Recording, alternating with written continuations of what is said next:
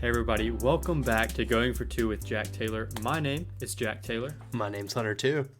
And this is Going for Two with Jack Taylor. This is a very first for us here at Going for Two. This is the first time we're ever recording with two of us in the same two of us in different places. So as you can see, it's already starting off nice. Yeah. Hunter's not here to slap me for messing up on a take here, but so please bear with us throughout the beginning of this season as we kind of get used to this. And I'm in Starkville, Hunter's in Laurel, and it's just like season one again. It's gonna be rough. It's gonna be rough. It's gonna be tough. But thank you guys so much for listening, tuning back in here for season 4 of Going for Two, which is crazy to say. I can't believe we've been doing this for 2 seasons of football and now 2 seasons of baseball. So I'm really excited for it. Yeah, really looking forward to it. So, what you got? Kind of forgot how to do a podcast. So I think what I used to do was kind of explain what we're gonna do. So we'll go over the team. We'll go over a little bit of the SEC. We'll go over the games this weekend. Look at the SEC again. Do our series prediction, and then, as always, it's our favorite segment. Instagram questions. Yeah. So we're really looking forward to that. I usually kind of start off with some sort of gimmick. Last year we were doing the stuff never left. The movie reviews, and we were doing some advice, and maybe some others along the way. We don't really have an idea for what I want to do this season, so that will be up to the fans. That will be up to the listeners here. Please send in suggestions on Instagram for how we can start out every single episode in a fun way. We really, really need y'all's help on that one. So nice. Okay, so I guess let's just go ahead and get into it. What do we want to go over first? I have the projected standings from D1 Baseball pulled up if we want to start with that. Okay, that surely won't make us mad. No. Absolutely not. So coming off of a national championship season, surely we are the best team coming into the season here in the SEC. Is that what D1 Baseball thinks? No. Okay. It appears that no one thinks that. But I mean, we're lucky. We love being underdogs, right? Yeah. This historic baseball school being underdogs. Mm-hmm. Especially now, of all times. I know that I think we're a consensus like top 9 team between all 50 of the stupid baseball magazines that have polls that matter. And Instagram pages. Yeah. Can't forget those. So I think we're like as high as top 3 and then as low as 9. So, so it's we are getting respect, but Arkansas, rightfully so, is still projected to be the number 1 team in the SEC. They had a great year last year, and they're returning a lot on offense, especially. Pitching, I'm sure, is going to be up there. Like it always is. Did lose their Friday night starter though. Yeah, and they did lose Cops too. Yeah. So that's important. But I mean, Robert Moore and Jalen Battles, Brady Slavens. I mean, there's just a lot of names on there, a lot of home runs that are still on the team. A lot of guys. Yeah, I mean, that's a team I look at and just say that's a lot of guys. Mm-hmm. Yeah. So D1 Baseball has them going 22-8 in the conference, and then second in the SEC West is Mississippi State at 20-10. Which that seems like a very Mississippi State season. Yeah, I mean, get some sweeps when you really against the inferior opponents, except for Missouri, and then get swept by an Arkansas or anybody but Ole Miss, really, just kind of randomly. So, yeah, and then speaking of Ole Miss, third in the SEC West, Ole Miss coming in at 18-12. Yeah. And Ole Miss bringing back their entire offense, but none of the pitching. So see how that one goes. And looking forward to Ole Miss. So we play them in a 3-game series in Oxford, and then I think the very next game that we play is on a Tuesday or Wednesday night in Pearl for the Governor's Cup. So that's finally returning to the schedule. Finally get to play that again. I think it's the first time in 3 years, and so we get 4 games in a row against Ole Miss. So that'll be a fun time, and I really hope that it doesn't just split. I hope one of us wins that. I mean, it's always fun when you have bragging rights against them, but maybe it's Ole Miss's turn this time. But their offense is crazy, and that's kind of a trend with the SEC. everyone's really offensive. Like, I think we both think Mississippi State has the possibility to have like a really good offense this season, and we could easily be the 5th, 6th best offense in the SEC and still be a good offense. Yeah, honestly. I heard some quotes like pretty recently, I think by Brad Cummings maybe. He's like, we never really played our best baseball last year. And I mean, I feel like that's true. Like in the regular season, me and you especially were like, this team still can do so much more than we're doing right now. Yeah, because we played 2 innings a game. Yeah. And so I feel like if we could just put that together, kind of like we did in the last 2 games of the year, and I know they're not always going to be, 13-1 and 13-2, 9-0 games, especially in the grind of an SEC year. But I mean, I really feel like if we can get, some big innings, like putting runs up in the first inning, like we were in Omaha, like it could be a really, really fun year. Yeah, for especially sure. with all the experience that's coming back. So. And then next up on the list, LSU. They walked into a super regional last year. Yeah, and it's the first year without Maneri, but they kind of failed upwards a little bit and got what's Arizona's his name head coach. From Arizona. Yeah, Arizona's head coach and their best player. Yeah, so a lot of transfers coming into LSU to go along with like you said, a roster that really just did sleepwalk into a super regional, which obviously doesn't. Yeah, really lost their 2 best often. pitchers and still made it. Yeah, so they still have the coolest first baseman in college baseball. Like, don't you want your most athletic guy playing first? I mean, that's what the Atlanta Braves do. So, what are you talking about? He's not going to be on y'all's team anymore. Stop it. They don't have to know that. I mean, I'm sure he loves the Yankees culture.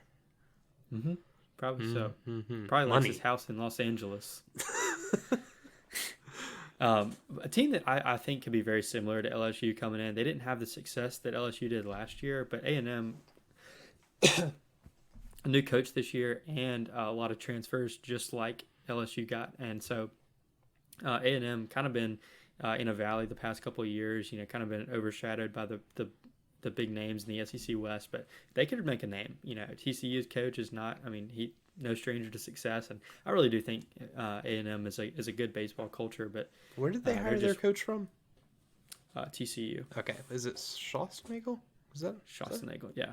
Cool. I didn't want to be the first one to say it, but yeah, I think that's right. Cool. I was thinking that the whole time. And you know who they did get as a transfer? Our guy Xavier Lovett. Xavier Lovett. I'm really excited to see him get a chance because, with last year, it would be easy to get overshadowed by the pitching that we threw out there. So I'm excited to see Xavier Lovett go out there. He's always looked great in boring maroon uniforms. And if he could get some control, like the dude throws 100 miles an hour. Yeah. It's kind of like a Sarantola. He was here for a reason. A different frame, but anybody that throws 100 miles an hour, like if you can just figure it out at some level, you are going to make a lot of money. And but the SEC West is going to be closed out by the 2 schools from Alabama. Auburn projected to go 10-20, and then Alabama at 12-17. So not really any high hopes for those 2 schools, but I'm sure they're nothing to look over. There's just, like I said, there's a lot of really good teams in the SEC West. It's not going to be easy if you don't have a super talented roster like those 2 schools.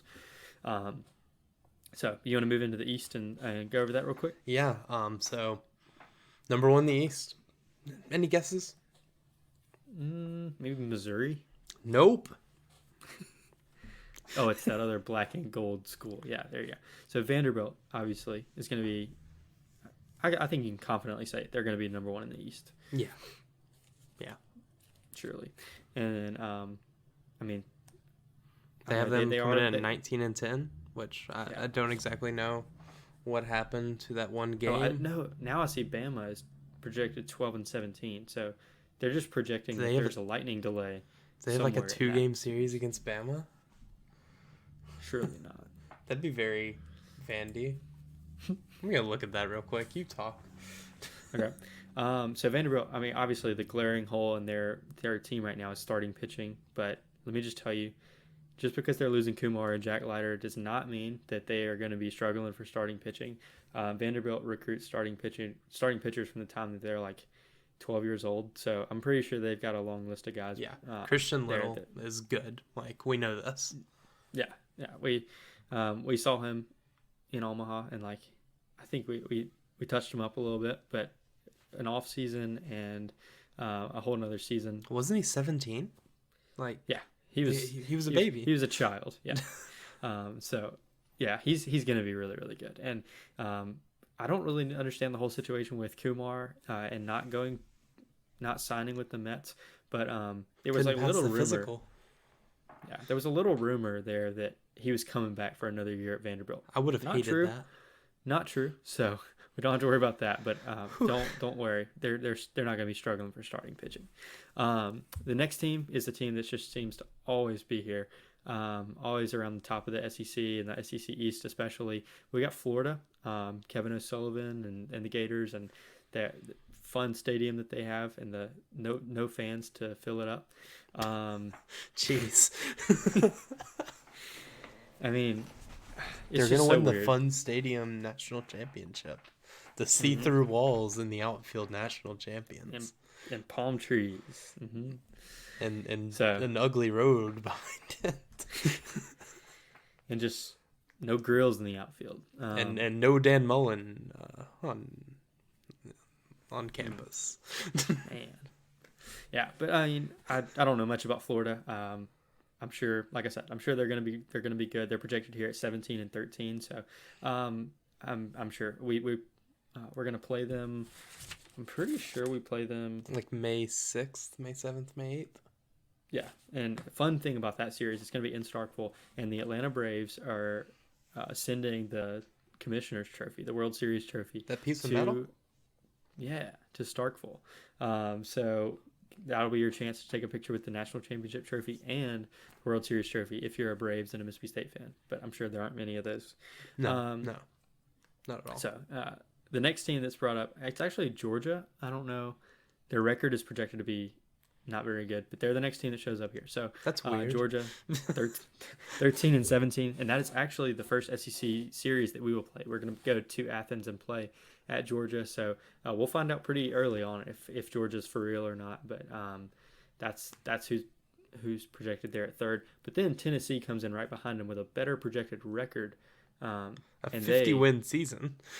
Yeah, 50-win season, 20 wins in the SEC.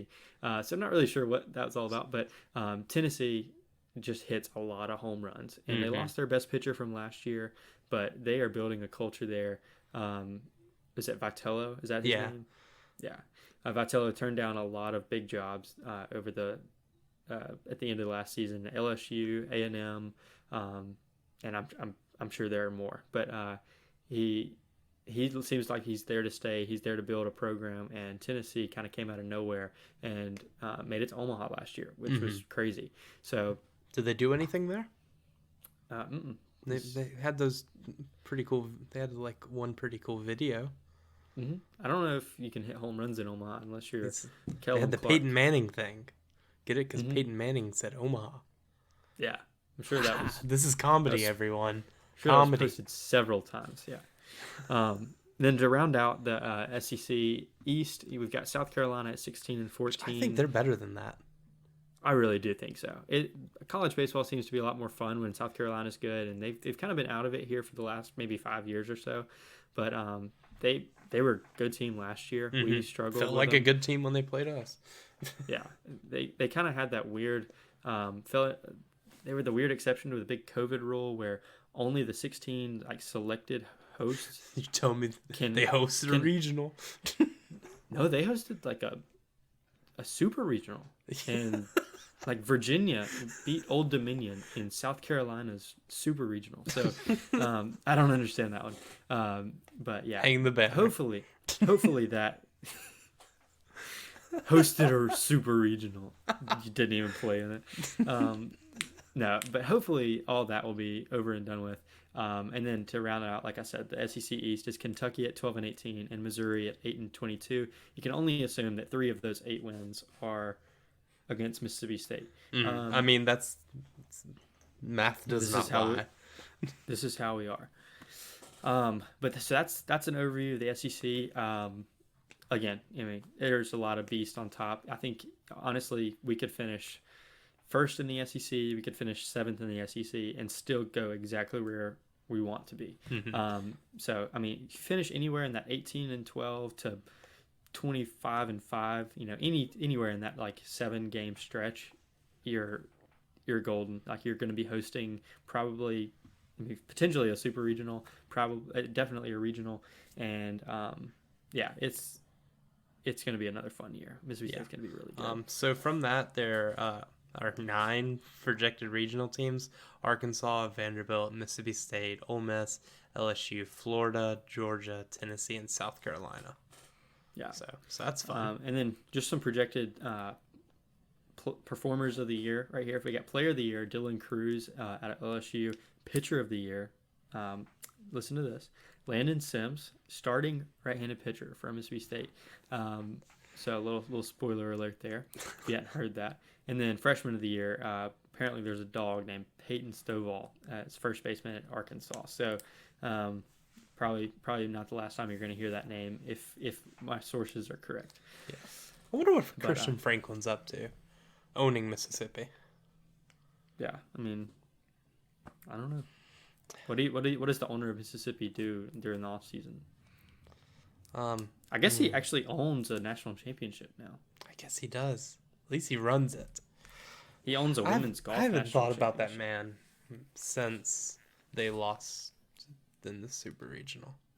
Yeah, I mean, that's where you can get. They won the Winning in Mississippi national championship. Mm-hmm. And I guess, I mean, being the owner of Mississippi, he has a baseball and a women's golf national championship, which both are equal in my eyes. Yeah. So that's pretty awesome. Gotta respect both of them. Okay. Yeah. So, all right, you go ahead. Okay. I was just we're gonna move into like just an overview about our team. I mean, I know that's probably what you're all here for. We started out with the SEC. That's just kind of an overview, but now we're getting into the real important stuff. So, what's our pitching gonna be looking like this year? Okay, so they announced our starting lineup, our starting rotation. It's Sims, Casey Hunt, and Cade Smith. Yeah, and me and you are the biggest Cade Smith fans in the world, probably outside of the Smith family. And his mom and dad, it's kind of a bold move. He took the number 15 the year after Jake Mangum left, and there's a lot to live up to with the number. Some would say he's the only number 15 in Mississippi State history with a national championship. Some would say he's the only number 15 in Mississippi State history. They'd be wrong, but some might rank say these number 15s. There's only Cade one. Smith and Dak Prescott. So yeah, Landon Sims, that's the biggest story that it's the worst kept secret in all of America. Starting in like July of last year, like a month after, people were like, there's rumors that Sims might be the starter like next year just to maybe make him more money. He used to be a starter in high school. He's got the stamina to do it, whatever. But he's got to put some other pitches together. And apparently he did that and more. Like he's going to be the best Friday night starter in the SEC for sure. Yeah. I'm going to go ahead and say that now. I mean, he's already projected to be the pitcher of the year. So, yeah. And I looked at like the top 150 like impact players. No, it's the top 100 pitchers. He's right up there, top of the nation. Yeah.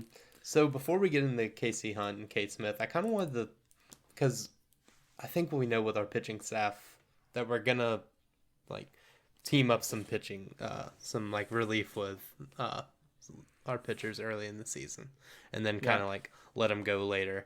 Who do you think we put with Sims? Because we're gonna limit them to like 80.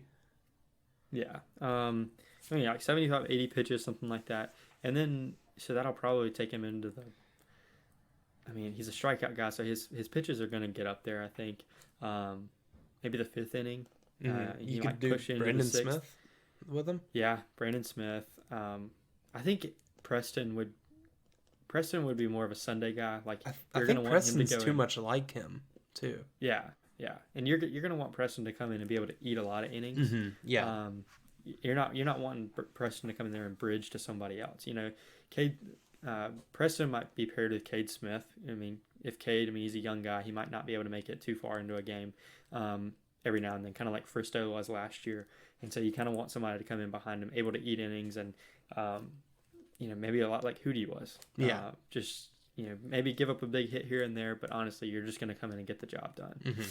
Yeah. So Sims, that's a good question, though. Yeah, I was kind of thinking maybe Mikey Tepper, Brendan Smith, and then Casey Hunt was all off season supposed to be like, yeah, he's our closer next year.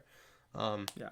He obviously isn't. He's starting on Saturdays now. Yeah. And then but what are the names that you're hearing for the closer spot now that it seems to be a open door? It wasn't Cam Taylor. It seemed like it was Mikey Tepper, would be the other option.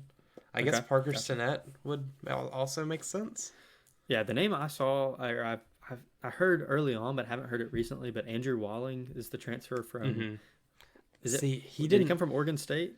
Yeah, he went JUCO after Oregon State, and then now he's here. Okay. He got his velo back up. He doesn't have his control yet, and I think that's why he's not in the lineup right now. Okay, gotcha. Would be my guess. Him and Parker Stinnett probably very similar. Like Parker struggled with that last year. Like he had a lot of velo, 96, 97. Yeah, no one hit him except for that one guy from Texas in the rain, that fraudulent at bat. Didn't count in my eyes. Didn't count. It was raining. Couldn't see it. Yeah. I had to listen to that in Spanish. So, one name that is left out of our rotation that I think we both expect to see is Jackson Fristow. Yeah. We do have some tougher midweeks coming up, in 2 or 3 weeks. We have 2 games against Texas Tech in a midweek. Yeah. So we could be saving Fristow for that. Just let him do the midweeks for a little bit, get his confidence up. And honestly, we could be doing that with Walding as well. Just kind of preparing for those 2 games, which, I know you're not supposed to look forward to stuff like that, but if you look at our schedule, it kind of makes sense to. Yeah, and Fristow, I know there was a report in the offseason that his velo is down a little bit from last year. Not really sure what goes into that. He found location. Did he really? Yeah. Okay, well, good. He only had 5 walks. But, compared to Andrew Walling with 10. Yeah, he came in last year and had a really hot start, but I don't know if it was just fatigue or maybe scouting reports started coming out about him. But he just kind of lost his edge last year. I don't even think he came in at all in Omaha. Maybe for an inning. I think he did come in game 1 Vandy. Okay, gotcha. But that being said, I still think Fristow has a lot in the tank. I think he's a really, really good pitcher. Big Fristow fans. Yeah, and who knows? By the time SEC play comes around in about 4 weeks, he could find a spot in the rotation. Cade Smith had a really good year last year in a few appearances, but again, that could be another thing. He's a young guy that doesn't have scouting reports on him yet. So me and you are big fans of him, but it still might not work out, and I think we have depth to handle any of those situations. So pairing with Casey Hunt, I know we're kind of going back to that. I was thinking Stone Simmons. We seemed to trust him a lot last year. So Lamona's seems to see something in him. So Stone's good. He always got out of his situations. Yeah, and that's more than you can say about a few guys on the team. He can get into situations. I remember him and Parker Stinnett especially could get in there, load the bases, and then obviously you sweat it a little bit, but even in a super regional, in a big time moment, they're able to get out of it. So I trust Stone Simmons, especially with another year of experience, and I really just hope that works out. Yeah, I'm excited for our pitching this year. Yeah, I really am too. And now we're about to move into what our projected lineup is going to be. Obviously, me and you have we have no say, obviously. If we had say in lineups and starting rotations, Carlisle Kessler would have been our Sunday starter last year. For no reason. It wasn't a bad idea. Yeah. Just go get through 2 innings. Yeah. And then just bridge to Lyndon. I cannot wait to tweet better get Lyndon up. Once we go before the game starts. Better get We go up by one run. At 12 a.m. We score a run in the top of the first inning at our first away game on a Friday night. Better get Lyndon up. He's warm. Like he's about to go onto the field. But if you score 10 runs and then you get unwarm and then you like walk 3 guys in a row.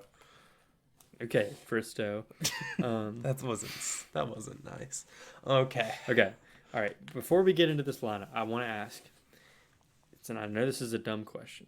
Okay. But actually, I'm going to reword it. So, besides Tanner Allen and Rowdy, who is somebody on this team, pitcher, hitter, defensive player, whatever? Who's one player that we're going to miss more than anybody on this team? So besides TA and Rowdy, because it's the Are we counting pitchers? Yes. Well, that's kind of easy. Yeah. Besides can we exclude Allen, Rowdy and Will Bednar? Yeah. Scotty DeBrule or Hootie. Okay, yeah, I think those are the 2 most reasonable answers. I was gonna say Christian. Nope. Yeah, I kind of forgot about Will Bednar when I asked that question. Yeah, I was Jack, you missed the best one. Yeah, I think. I think it's got to be Scotty DeBrule. I mean, Scotty started off everything last year. Yeah, veteran approach. I mean, you can watch any highlight of like our big games. Game 1 Ole Miss. Yeah. I especially think of the Virginia game in Omaha. Mm-hmm. I know that Kellem Clark no hitter into 8. Yeah, Kellem Clark hit a 2-run home run to like break up the no hitter. But the guy that was on first base was Scotty DeBrule because he had just forced a walk. And then later in the inning, he I think gets a base hit to like knock in a run that we ended up needing, even though it didn't seem like we were going to need it at the time. So I mean, he really was like a behind the scenes, just a catalyst in a lot of our offense last year. And I hope RJ Yeager is able to do that and do it with a little bit more power too. But I think we're gonna just miss out on a little bit of that approach. Over under on 1 home run.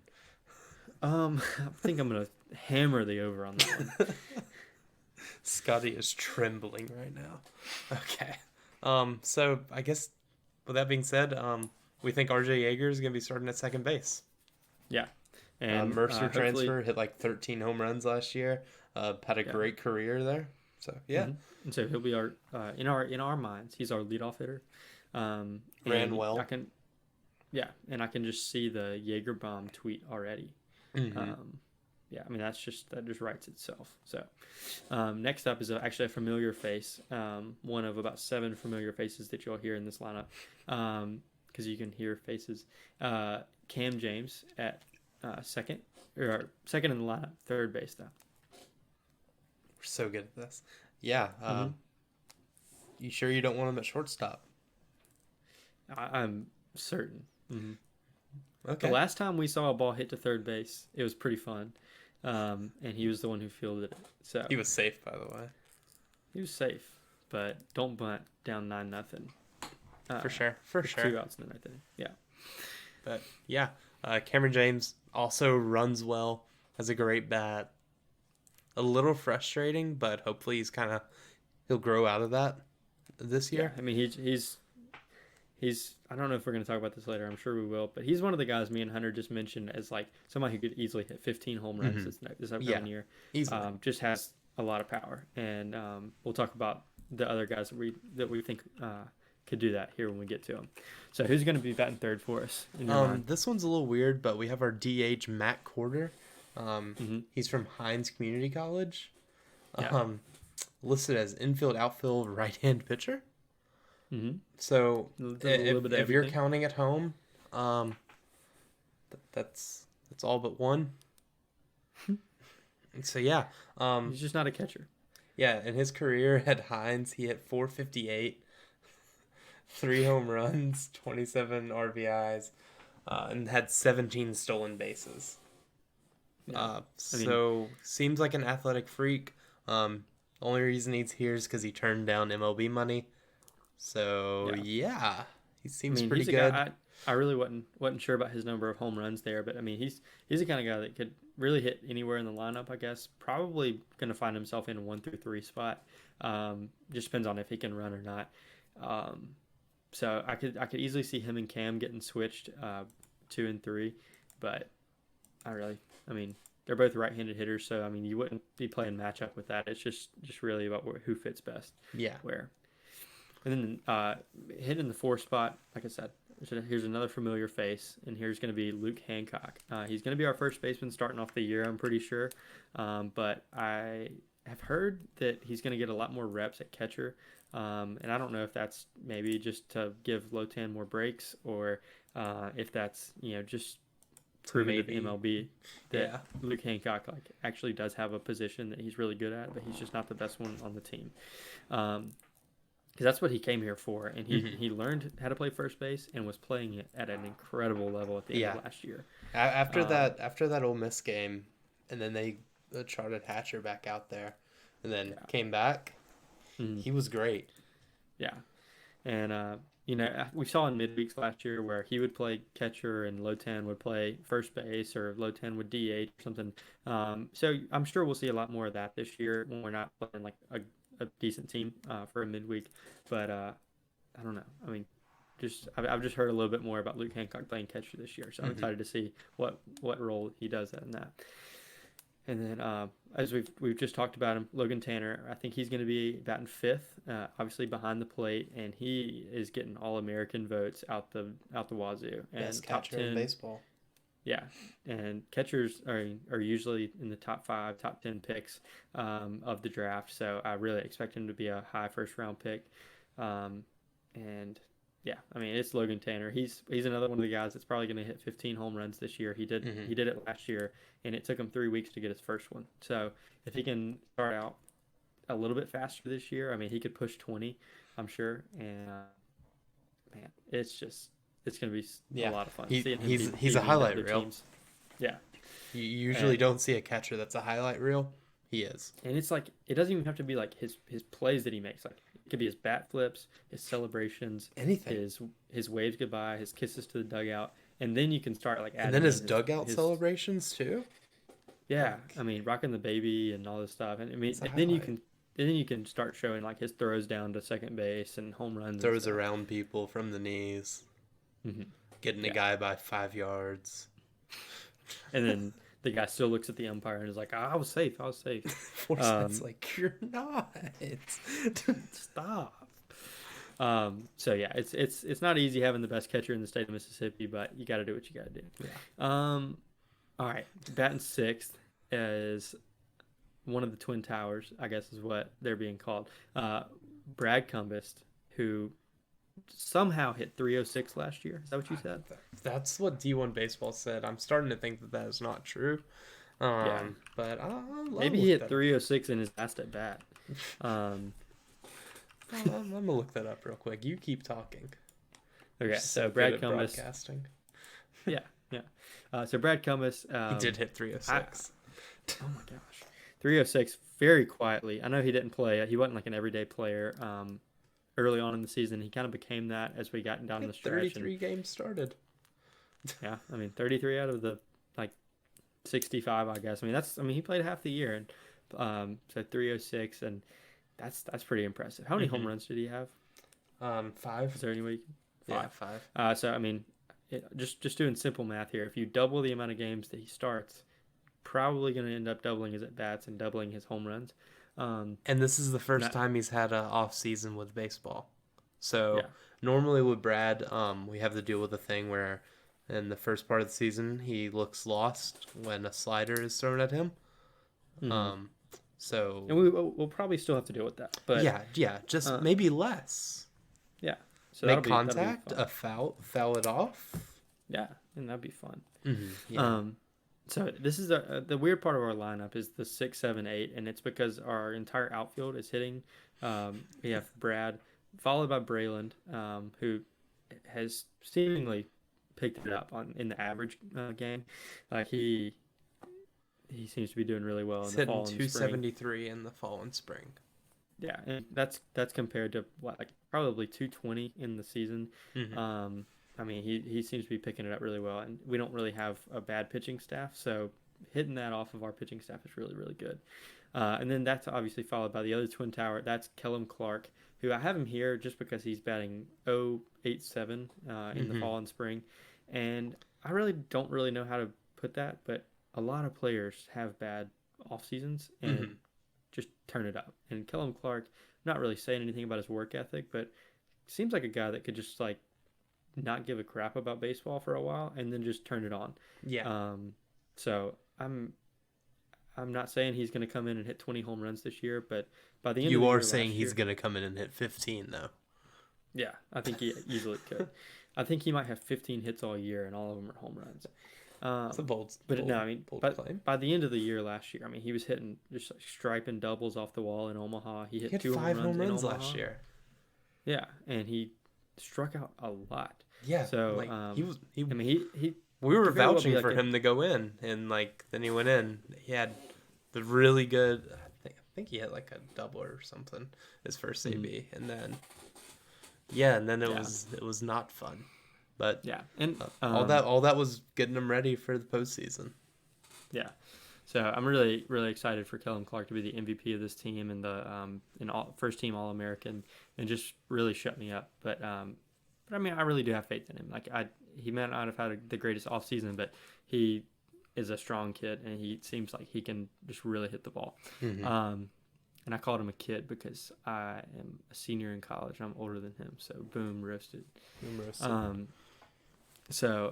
Now hitting ninth and playing shortstop, exactly where he wants your shortstop hitting.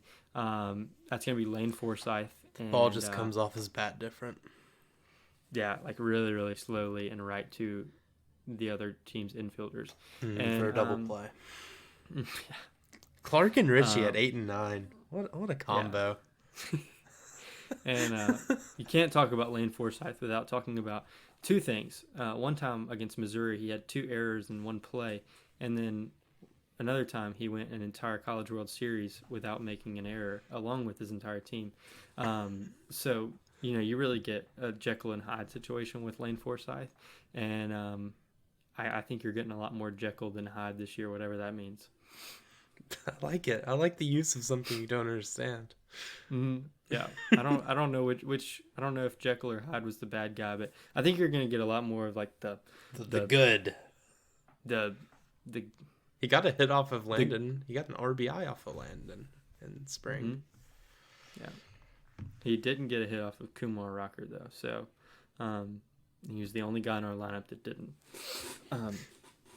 Man, that's just because Kumar ran from the grind. Or it could be. I told him to go 9, and he didn't. So, just have a can we talk? I don't think we don't talk about this enough, but Lyndon literally blew the no-hitter in Omaha. Please stop. Are you sure you're on Gene's page? Yep. Okay. Real quick, we're gonna preview the Long Beach State series. I know. Oh wait, we don't know. Wait. Let's talk about defense for a second. Our defense is good. Okay. That is it. Yeah, next. Yeah, we're not gonna commit a single error the whole year. No errors. Cameron James, Golden Glove. Yeah, I know we had a complete College World Series with no errors, and we're the first team to ever do that. So now we're going to be the first team to ever go an entire season with no errors, and yeah. Another stat from last year that I forget about all the time is that we set the Division I baseball record for strikeouts in a single season. Yeah. In the same season that Ole Miss set the single season D1 baseball record for strikeouts in a season. So like we let them hold that crown for us for like 2 weeks, and then we started playing more games than they did, that they ever have. And and we broke the record. So there's no reason for that. Hey, we also like canceled like 3 midweeks. So I mean, we didn't get to play Mississippi Valley State. That's literally 27 strikeouts. That was a 27 strikeout perfect game waiting to happen. Combined 27 pitchers. From Xavier Lovett. Okay, Hunter, I'm going to be honest. I don't know too much about Long Beach State, but I don't think anybody in the country does. So tell me a little bit about their pitching staff, and then we'll get to some Instagram questions. Long Beach State, they're the Dirtbags. Cool name. It's a top 25 matchup. They're a West Coast small school, so they have a great pitching staff. Almost all righties. I think the thing with like California teams is it low and away fastballs? Like they just do that a lot. I think that's what it is. That's what they throw. Yeah, that's just the style. I didn't know that. Yeah, I heard that last year when I became an expert on baseball. It may be up and in. I don't know. It seems like it's down and away.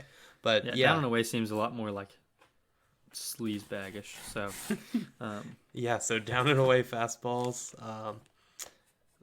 All their starters are good. They're almost all righties, like the entire pitching staff. And then their closer, Devereaux Harrison. Okay. In a quote, he is a bad dude. Had like, yeah. That's always what you want to hear about your guys. Dude's supposed to be fantastic, so yeah, probably look like Cy Young against us. Oh wait, that's not how this works.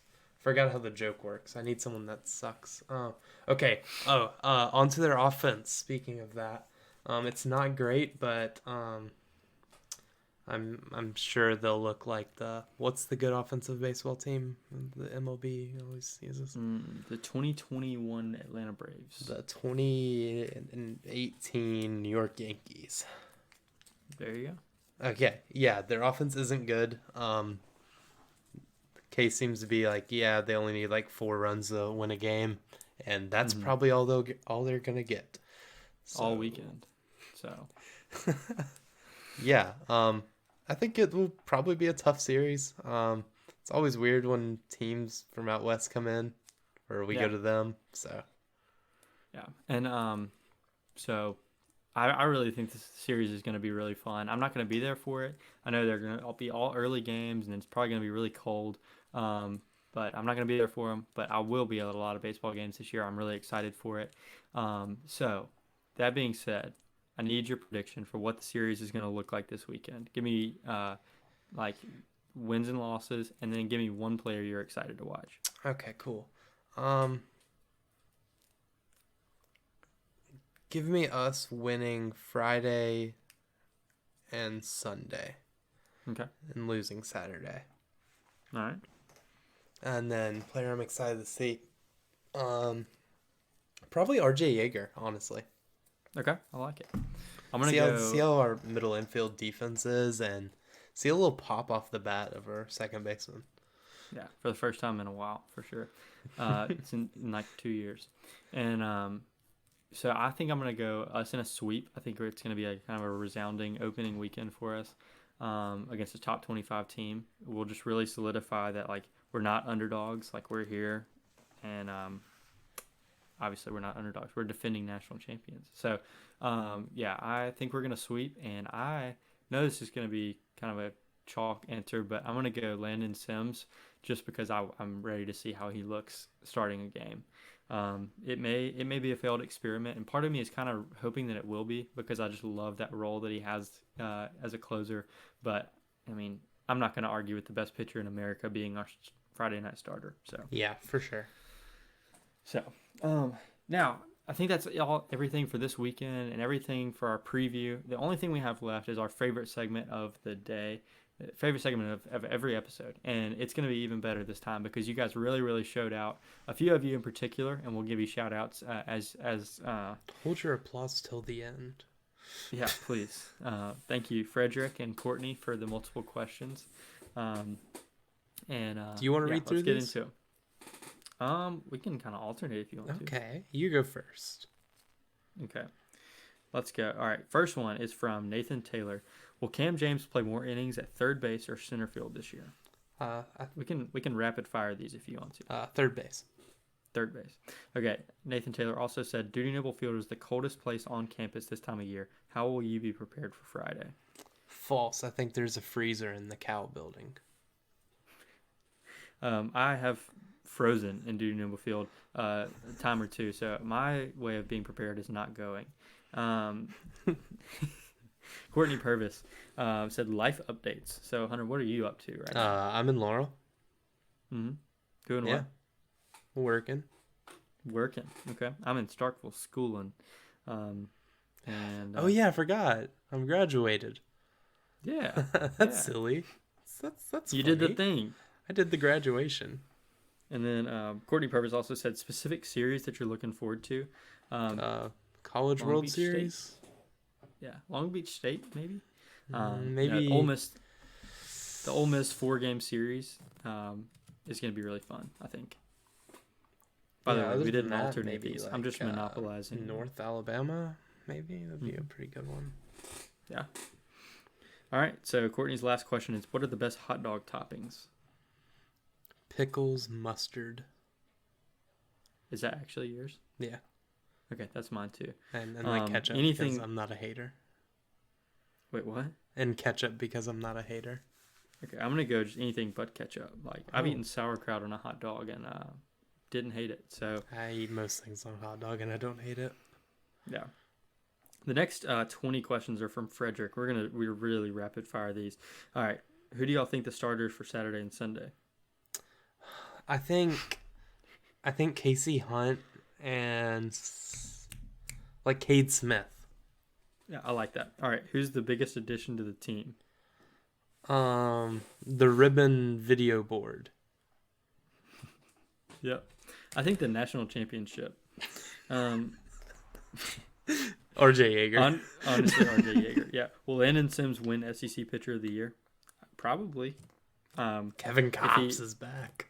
If he doesn't do it as a if he's just not very good as a starter, I don't think we're gonna have a problem at all moving him back to closer. So I think he would win it there if he made the move back. But if he stays at starter, that means he's doing really well, and he's probably going to win it there too. All right, Frederick says, what are the chances Lyndon Sims or Logan Tanner win the Golden Spikes Award? I think Logan Tanner has a higher chance. I do too. I'm really thinking that he might do it. Yeah, he has to be up there. Maybe the second Mississippi State player ever to do it. So, what are y'all's most anticipated series of the year other than Ole Miss? LSU series for me. I took off work for it. There you go. I think I'm gonna go Tennessee to close out the year. Okay. Back to back? Question mark? Probably not. Hopefully, right? Yeah. What if you just said no? I hope not. I gotta keep it interesting. All right. Next to the last question here from Frederick. What is the best ballpark food item? $2 hot dogs. Yeah. $2 pretty hot nice. dog. The hamburger's pretty good too if you're feeling like spending $5. Or is it $4? Yeah. Something like that. Yeah. All right, and the last one, bubblegum or sunflower seeds? Seeds. All right, Brooks Taylor, Landon Sims as a starter. Thoughts? I think it's going to be awesome. Yeah. And then Shenanigans. Will Megan be off the crutches for the wedding? Finally, not a cross-country question. Probably not. Probably not. Yeah.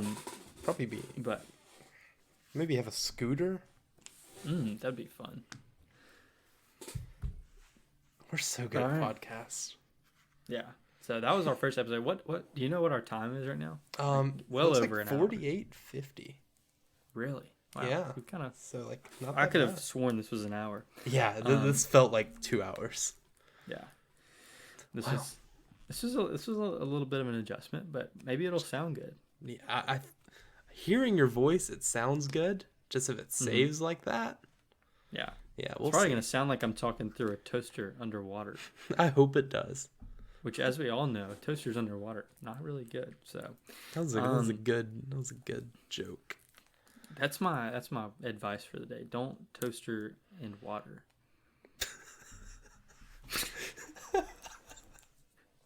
All right. So that is actually going to be it for our first episode of season 4 here at Going for Two with Jack Taylor. Like we said at the beginning, this is going to be an adjustment for us. It's going to be an adjustment for y'all. But please bear with us and let us know anything that we could do better. Any tips that you have for maybe remote podcasting, if you have any. If you know that much about podcasting, you probably wouldn't be listening to ours anyway. Any guests that want to come on? Any guests? I guess since we have this technology now, that's easy. Yeah. So expect to see a few guests this we're gonna work season. On some stuff. Yeah, we've got some stuff in the works with absolutely nothing in the works.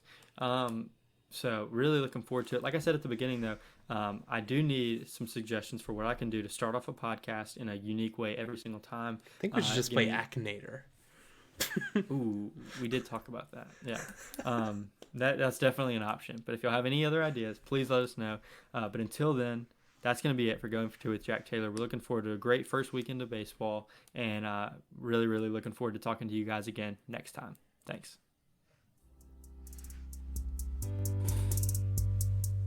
Man, that was fun. Dude, that was good. We're so back. We're back. You didn't say it with me, so.